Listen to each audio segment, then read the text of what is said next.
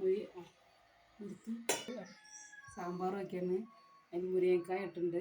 ഇനി മല്ലിപ്പൊടി മുളക് പൊടി ചേർത്തിട്ട് ഒരു വിസിൽ കൊടുക്കണം.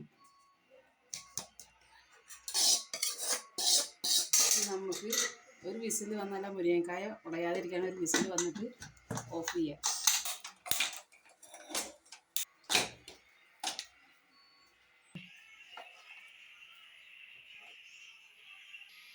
മുരിങ്ങക്കായ വെന്തിട്ടുണ്ട്. നമുക്കതിലേക്ക്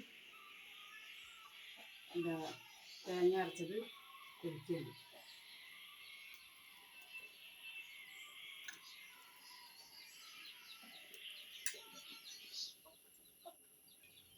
വെള്ളം കൂടി ഒഴിക്കുക.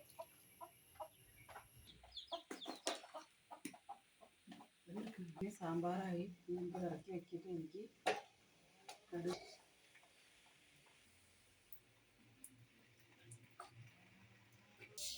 കടുകിട്ട് ഒരു ഉണക്കമുളക് ഇടുന്നു.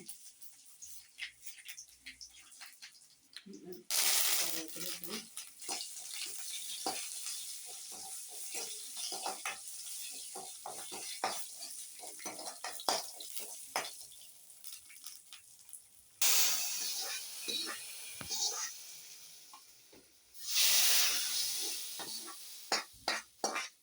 നമ്മുടെ സാമ്പാർ റെഡിയായി.